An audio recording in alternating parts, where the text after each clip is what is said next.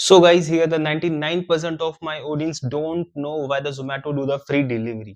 आपने मैंने कभी ना कभी Zomato से कुछ ना कुछ ऑर्डर किया होगा, बट क्या आपको पता है कि Zomato ऐसी फ्री डिलीवरीज क्यों देता है? और इतना फ्री देने के बाद भी ये कंपनी इतना ग्रो कैसे कर रही है और इतना रेवेन्यू कैसे जनरेट कर रही है? So guys, you need to know the three things कि Zomato सिर्फ अपना रेवेन्यू सिर्फ डिलीवरी से ही अर्न नहीं करती है।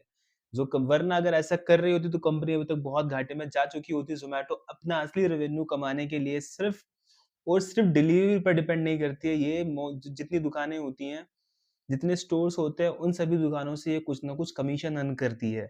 या फिर फेस्टिवल्स के टाइम पे जितने भी ज़ोमैटो की एड्स आपने देखी होगी, कई सारी शॉप्स को ये हाई टॉप पर रखता है, तो उनसे एक्स्ट्रा मनी 25 टू 30% कमीशन ये अपनी मेन सोर्स ऑफ अर्निंग्स के अंदर एडवर्टाइजमेंट और लिस्टिंग को भी इंक्लूड करता है। ये एडवर्टाइजमेंट करता है शॉप्स के लिए, ठीक है? उनकी लिस्टिंग्स में उनको काफ़ी अच्छा खासा रेवेन्यू जनरेट हो जाता है।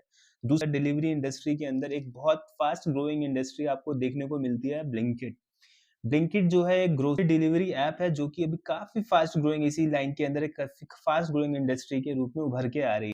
तो गाइज़, अगर मैं ज़ोमैटो के बारे में बात करूँ तो ज़ोमैटो जो होता है वो बी2बी सेलिंग भी करता है। मतलब ये मोस्ट ऑफ जितने भी रेस्टोरेंट्स होते हैं उन सभी रेस्टोरेंट्स को इंग्रीडिएंट सप्लाई करने का काम भी करता है। डिलीवरी नहीं होता है। तो अगली बार से अगर आपके दिमाग में ज़ोमैटो आता है तो हमेशा याद रखना, Zomato never earn from the delivery.